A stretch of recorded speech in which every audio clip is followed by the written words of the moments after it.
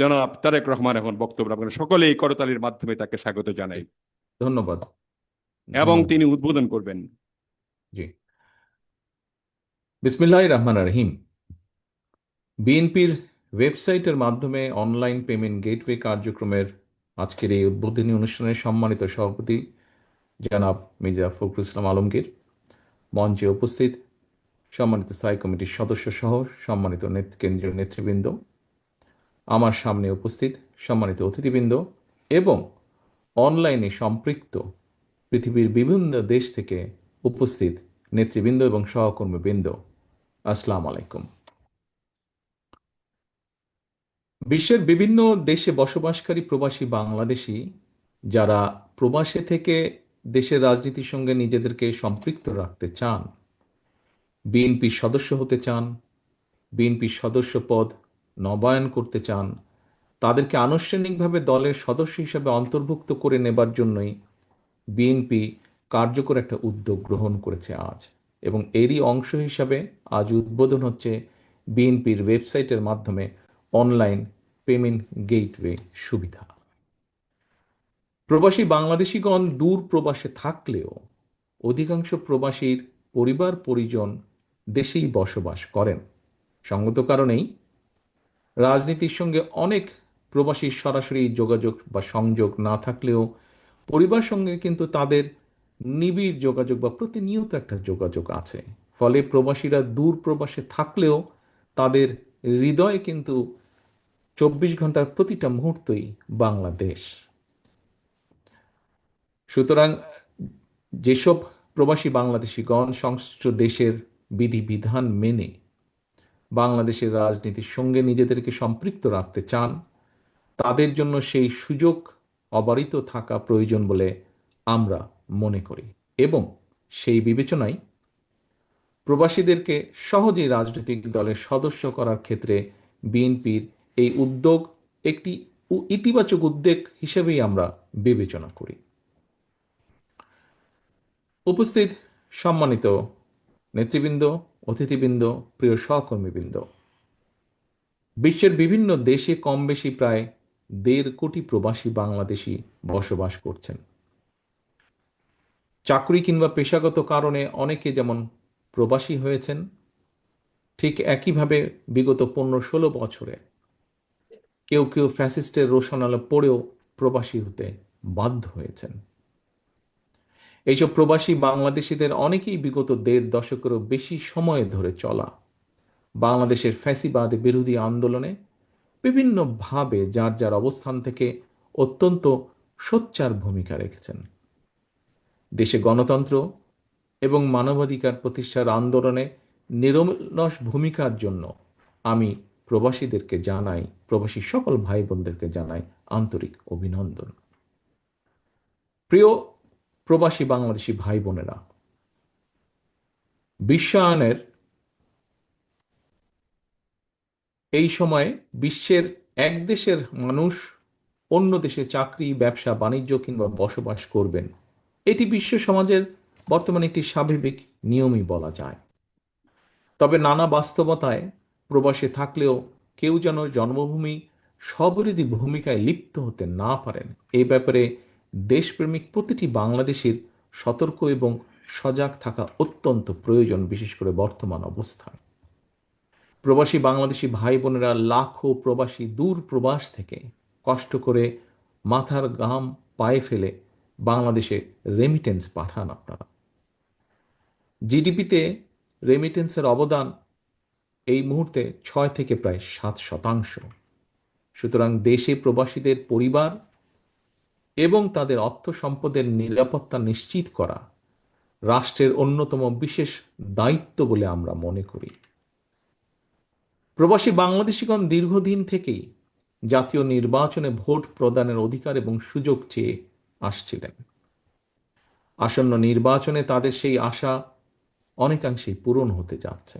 এবারই প্রথমবারের মতন বিভিন্ন দেশের প্রায় 50 লক্ষের মতন প্রবাসী আসন্ন জাতীয় নির্বাচনে ভোটদানের সুযোগ পাচ্ছেন।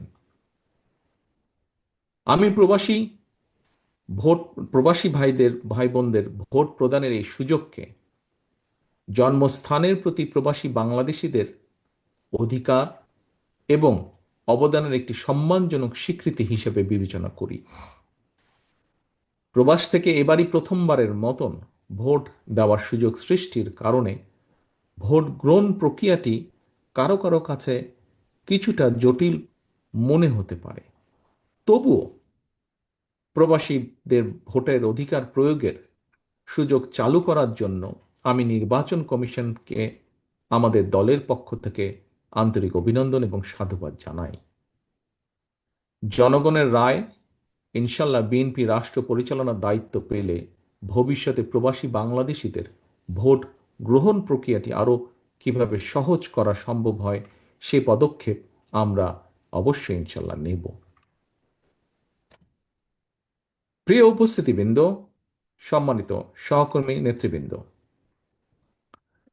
আমি একটি বিষয় এই মুহূর্তে আপনাদের সামনে একটি উল্লেখ করতে চাই, যদিও হয়তোবা এই বিষয়টি আজকের সামগ্রিক অনুষ্ঠানের সাথে হয়তো সম্পূর্ণ সামঞ্জস্যপূর্ণ নয়। তবে একজন মায়ের সন্তান হিসাবে, একজন নারীর স্বামী হিসাবে, একজন কন্যা সন্তানের পিতা হিসাবে সেই দৃষ্টিকোণ থেকে একটি বিষয় আপনাদের সামনে আমি উল্লেখ করতে চাই আজকের এই অনুষ্ঠানে। প্রিয় সকল উপস্থিতিবৃন্দ, দেশে এবং বিদেশে আমাদের জনসংখ্যার প্রায় অর্ধেক নারী, অথচ নারীদের নিরাপত্তার ব্যাপারে রাষ্ট্র এবং সমাজের উদাসীনতা ইদানিং মনে হয় একটু প্রকট হয়ে উঠছে, অথবা কোথায় জানি কি একটা সন্দেহ দোলা দিয়ে উঠছে। আমি গতকালকের একটি পত্রিকায় একটি নিউজ প্রকাশিত হয়েছে, একটি রিপোর্ট প্রকাশিত হয়েছে। সেই রিপোর্টে দেখলাম গত অগস্ট মাসে সারা দেশে 93 জন নারী ধর্ষণের শিকার হয়েছেন। গণধর্ষণের ঘটনা ঘটেছে 14টি। এর ভেতর 7 জনকে ধর্ষণের পরে হত্যা করা হয়েছে। আর এই সময়ের মধ্যে 98 জন নারী হত্যার শিকার হয়েছেন। নারী এবং শিশুদের জন্য নিরাপত্তাহীন সমাজ নিশ্চয়ই সভ্য সমাজ হিসেবে গণ্য হতে পারে না। আমি শুধু বাংলাদেশ জাতীয়তাবাদী দলের মহিলা দল নয়, মহিলা দল সহ বাংলাদেশের সচেতন নারী সমাজ সহ সকল মানুষকে দৃষ্টি আকর্ষণ করে বলতে চাই, আপনারা যার যার অবস্থান থেকে আমাদের কন্যা মা বোনদের সঙ্গে কথা বলুন, তাদের সমস্যাগুলো নিয়ে এলাকা ভিত্তিক প্রস্তাব তৈরি করুন, চিন্তা ভাবনা করুন। নারীদের নিরাপত্তা নিশ্চিত করার বিষয়ে রাষ্ট্র অবশ্যই উদাসীন থাকতে পারে না। সরকার এবং প্রশাসন অবশ্যই ভূমিকা রাখা প্রয়োজন এখানে, কিন্তু এর পাশাপাশি একটি রাজনৈতিক দল হিসাবে, রাজনৈতিক দলের কর্মী হিসাবে আমাদেরও দায়িত্ব আজ নারীদের জন্য নিরাপদ সমাজ গঠনে আমাদের যে কোনো অবস্থান বা ভূমিকা রাখা। নারী এবং শিশুদের নিরাপত্তা রক্ষায় সামাজিক উদ্যোগ আমার ব্যক্তিগত অনুভূতি অত্যন্ত জরুরি হয়ে পড়েছে। সম্মানিত সকল উপস্থিতিবৃন্দ, নেতৃবৃন্দ, এবার আমি দেশে প্রবাসে বিএনপি তথা বাংলাদেশের জাতীয়তাবাদী শক্তির প্রতিটি নেতাকর্মী, শুভাকাঙ্ক্ষী, সমর্থকদের উদ্দেশ্যে দু একটি কথা বলতে চাই। প্রতিষ্ঠার পর থেকে বিভিন্ন সময়ে বিএনপি দেশি বিদেশি ষড়যন্ত্রের শিকার হয়েছে। তবে বিএনপি প্রতি দেশের গণতন্ত্র এবং স্বাধীনতা প্রিয় জনগণের আকুণ্ঠ সমর্থনের কারণে ষড়যন্ত্রকারীরা অধিকাংশ সময় প্রত্যাখ্যাত হয়েছে। এবং বাস্তবতা হচ্ছে গণতান্ত্রিক আমি জনগণের কাছে বিএনপি একটি বিশ্বস্ত রাজনৈতিক প্রতিষ্ঠান। যেভাবে আজকের সম্মানিত সভাপতি, অনুষ্ঠানের সম্মানিত সভাপতি বলেছেন কিভাবে বিএনপি এদেশে বহুদলীয় গণতন্ত্র চালু করেছে, কিভাবে শহীদ জিয়ার সময় বহুদলীয় গণতন্ত্র এবং কিভাবে দেশনেত্রী খালেদা জিয়ার সময় রাষ্ট্রপতি শাসন ব্যবস্থা থেকে সংসদীয় শাসন ব্যবস্থায় দেশকে নিয়ে এসেছে। সেজন্যই একটি বিশ্বস্ত রাজনৈতিক প্রতিষ্ঠান বিএনপি গণতন্ত্রকামী জনগণের কাছে যুগের পর যুগ ধরে জনপ্রিয়তার যে এই ধারা, এটি বিএনপি ধরে রেখেছে, ধরে রাখার চেষ্টা করেছে। গণতান্ত্রিক বিশ্বের রাজনৈতিক দলগুলোর সাফল্যের ইতিহাস যদি আমরা পর্যালোচনা করি, বিএনপির অবস্থান এক্ষেত্রে যথেষ্ট গৌরবের। এই জন্য আমি সবার আগে দেশের গণতান্ত্রিকামী জনগণের প্রতি জানাই আমার আন্তরিক কৃতজ্ঞতা। বিএনপির প্রতিষ্ঠাতা স্বাধীনতার ঘোষক শহীদ জিয়ার প্রতি জানায় বিনম্র শ্রদ্ধা। একই সাথে বিএনপির এই গৌরবজনক পথ চলায় mother of democracy Begum Khaleda জিয়ার প্রতিও আমাদের অশেষ কৃতজ্ঞতা। দেশনেত্রীর সম্মানী নেতৃত্ব, ব্যক্তিত্ব বিএনপিকে পৌঁছে দিয়েছে বাংলাদেশের প্রতিটি জনপথে, প্রতিটি ঘরে ঘরে। বিএনপির গৌরবের এই দীপ্ত মশাল ঊর্ধ্বে তুলে সামনে এগিয়ে চলা আমাদের প্রতিটি নেতাকর্মীর পবিত্র দায়িত্ব। প্রিয় নেতাকর্মী, শুভাকাঙ্ক্ষী, সমর্থকবৃন্দ, এইসব কথাগুলো বলার পেছনে নিঃসন্দেহে একটি কারণ রয়েছে। শুধুমাত্র বিএনপির বিজয় ঠেকাতে গিয়ে পতিত পরাজিত পলাতক স্বৈরাচার দেশে ফ্যাসিবাদ কায়েম করেছিল। দেশের নির্বাচনী ব্যবস্থাকে বিগত 15 বছরে সম্পূর্ণভাবে ধ্বংস করে দিয়েছিল।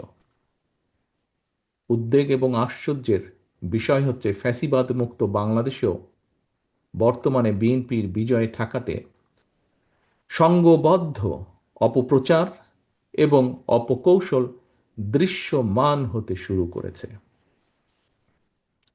তবে আমি দৃঢ়ভাবে বিশ্বাস করি, জাতীয়তাবাদী শক্তিতে বিশ্বাসী, বাংলাদেশি জাতীয়তাবাদী শক্তিতে বিশ্বাসী প্রতিটি মানুষ, আপনারা যদি ঐক্যবদ্ধ থাকেন, তাহলে কোনো ষড়যন্ত্রই বিএনপিকে জনগণ থেকে বিচ্ছিন্ন করতে পারবে না ইনশাল্লাহ।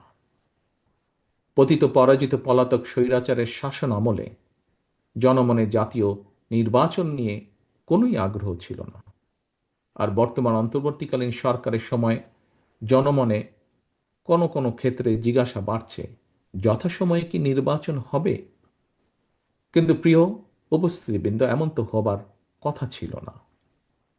নির্বাচন অনুষ্ঠান নিয়ে জনমনে সৃষ্ট সংশয়, সন্দেহ গণতন্ত্রের উত্তরণের পথকে হয়তোবা সংকটপূর্ণ করে তুলতে পারে। প্রিয় ভাই বোনেরা, একটি দায়িত্বশীল রাজনৈতিক দল হিসাবে বিএনপি শুরু থেকেই ফ্যাসিবাদী বিরোধী জাতীয় ঐক্য বজায় রাখার স্বার্থে সর্বোচ্চ ছাড় দিয়ে একদিকে গণতান্ত্রিক রাজনৈতিক দলগুলোর সঙ্গে সমঝোতার পথ বেছে নিয়েছে, অপরদিকে অন্তর্বর্তীকালীন সরকারকেও যতটুকু সম্ভব, যতটুকু যথাসাধ্য সম্ভব আমাদের অবস্থান থেকে আমরা সহযোগিতা করে আসছি। অথচ আমরা দেখছি, সমগ্র দেশবাসী দেখেছেন, প্রতিনিয়ত একের পর এক নিত্য নতুন শর্ত জুড়ে দিয়ে গণতন্ত্রের উত্তরণের পথকে কেমন যেন সংকটাপূর্ণ করে তোলা হচ্ছে। এর পরিণতি সম্পর্কেও আমাদেরকে সতর্ক থাকা অবশ্যই প্রয়োজন। সম্মানিত সকল উপস্থিতিবৃন্দ, কৌশল এবং অপকৌশলের মধ্যে আমরা পার্থক্য বুঝতে ব্যর্থ হলে কোনো অগণতান্ত্রিক কিংবা অপশক্তির কাছে শেষ পর্যন্ত বিনা শর্তে আত্মসমর্থনের পথে হাঁটতে হয় কিনা, বাংলাদেশের এই মুহূর্তে মাঠে থাকা সকল গণতান্ত্রিক রাজনৈতিক দলগুলোকে এমন বিপদের কথাও স্মরণ রাখার জন্য আমি বিনীত অনুরোধ জানাই। প্রিয় ভাই বোনেরা, অন্তর্বর্তীকালীন সরকার আগামী ফেব্রুয়ারি মাসে জাতীয় নির্বাচন অনুষ্ঠানের সিদ্ধান্ত জানানোর পর নির্বাচন কমিশন যথাসময়ে নির্বাচনের তফসিল ঘোষণা করবেন। জনগণের বহুল প্রতীক্ষিত এই নির্বাচনে অংশগ্রহণের লক্ষ্যে গণতান্ত্রিকামী জনগণকে সঙ্গে নিয়ে বিএনপি সম্ভাব্য সকল প্রস্তুতি সম্পন্ন করছে। এর অংশ হিসাবে দেশের ৩০০ সংসদীয় আসনে বিএনপি দলীয় প্রার্থী কিংবা বিএনপি সমর্থিত প্রার্থীরা মনোনয়ন চূড়ান্ত করার প্রক্রিয়া প্রায় চূড়ান্ত ধাপে রয়েছে। জনসমর্থিত এবং জনপ্রিয় দল হওয়ার কারণে প্রতিটি নির্বাচনী আসনে বিএনপির একাধিক যোগ্য প্রার্থী মনোনয়ন প্রত্যাশা করছেন, করাটাই স্বাভাবিক। একটি রাজনৈতিক দলের জন্য এটি অবশ্যই গৌরব এবং সম্মানের। দেশের প্রতিটি সংসদীয় আসনে বিএনপির একাধিক যোগ্য এবং জনপ্রিয় প্রার্থী থাকা সত্ত্বেও প্রতিটি মানুষকে নিশ্চয়ই মনোনয়ন দেওয়া সম্ভব নয়। ভিন্ন রাজনৈতিক দলের যারা ফ্যাসিবাদ বিরোধী আন্দোলনে আমাদের সঙ্গে রাজপথের সঙ্গী ছিলেন, এমন প্রার্থীকেও বিএনপি সমর্থন দেওয়ার সিদ্ধান্ত নিয়েছে। এই বাস্তবতার কারণে হয়তো কিছু সংসদীয় আসনে বিএনপি দলীয় প্রার্থী মনোনয়ন বঞ্চিত হবেন। বিএনপির সর্বস্তরের নেতাকর্মী সমর্থকদের কাছে আমাদের প্রত্যাশা, দেশ এবং জনগণের বৃহত্তর স্বার্থে, গণতন্ত্রের স্বার্থে আপনারা এই বাস্তবতাটিকে মেনে নেবেন দয়া করে। দলের সিদ্ধান্তকেই চূড়ান্ত হিসাবে গণ্য করবেন। আপনাদেরকে আমি আবারও স্বাধীনতার ঘোষকের সেই কথাটি স্মরণ করিয়ে দিতে চাই, ব্যক্তির চেয়ে দল বড়, দলের চেয়ে দেশ বড়। শীঘ্রই পর্যায়ক্রমে বিভিন্ন আসনে বিএনপির মনোনীত দলীয় প্রার্থীদের নাম আমরা জানিয়ে দেব দলের পক্ষ থেকে। দল যাকেই যে আসনে নমিনেশন দেবে বা দেয়, অনুগ্রহপূর্বক তাকে বিজয়ী করে আনার জন্য ঐক্যবদ্ধভাবে প্রত্যেকে বাংলাদেশ জাতীয়তাবাদী শক্তিতে বিশ্বাসী প্রতিটি মানুষ দয়া করে কাজ করবেন। মনে রাখবেন, আপনাদের চারপাশে সুপ্ত আকাঙ্ক্ষা নিয়ে গুপ্ত স্বৈরাচার কিন্তু ওত পেতে রয়েছে। সুতরাং আপনাদের নিজেদের মধ্যে রেষারেষি, বিবাদ, বিরোধ এমন পর্যায়ে নেওয়া ঠিক হবে না যাতে করে প্রতিপক্ষ আপনাদের মধ্যেকার বিরোধের সুযোগ নিতে পারে। আপনাদেরকে আরেকটি বিষয় আমি স্মরণ করে দিতে চাই, প্রতিটি সংসদীয় আসনে বিএনপির একাধিক প্রার্থী, আপনারা যারা নিজ নিজ এলাকায় জনগণের সমর্থন পেতে গণসংযোগ করছেন, আপনারা সবাই কিন্তু শেষ পর্যন্ত শহীদ জিয়ার অনুসারী, খালেদা জিয়ার সৈনিক, বিএনপির কর্মী, ধানের শীষের সমর্থক। মনে রাখবেন, ধানের শীষ জিতলে আপনি জিতেছেন বা জিতছেন বা জিতবেন। বিজয়ী হবেন দেশ এবং গণতন্ত্র। সবশেষে নেতাকর্মীদের প্রতি আমার আহ্বান, স্বাধীনতার ঘোষকের প্রতি অমর্যাদা হয় দেশ এবং জনগণের জন্য মাদার অফ ডেমোক্রেসির অবদান প্রশ্নবিদ্ধ হয়, আপনারা এমন কোনো আচরণ দয়া করে করবেন না। সারা দেশে বিএনপির লাখো কোটি সমর্থক বিব্রত হয়, আপনারা কেউ এমন কোনো আচরণ দয়া করে করবেন না। আপনারা জনগণের সঙ্গে থাকুন, জনগণকে সঙ্গে রাখুন। আপনাদের সামনে আমি আবারও সেই স্লোগানটি উচ্চারণ করতে চাই, ভোট দিলে ধানের শীষে, দেশ গড়ব মিলেমিশে। সবশেষে আমি বিএনপির ওয়েবসাইটের মাধ্যমে অনলাইন পেমেন্ট গেটওয়ে কার্যক্রমের শুভ উদ্বোধন ঘোষণা করছি। তথ্য প্রযুক্তির অগ্রযাত্রার সঙ্গে সঙ্গে তাল মিলিয়ে বিএনপির দলীয় কার্যক্রমকে এগিয়ে নেওয়ার এই ইতিবাচক উদ্যোগের জন্য আমি বিশেষভাবে বিএনপির আইসিটি বিভাগ এবং এই উদ্যোগের সঙ্গে যারা জড়িত রয়েছেন সবাইকে আবারও আন্তরিক ধন্যবাদ জানিয়ে আমার বক্তব্য শেষ করছি। আল্লাহ হাফিজ। বাংলাদেশ জিন্দাবাদ। বাংলাদেশ জাতীয়তাবাদী দল জিন্দাবাদ।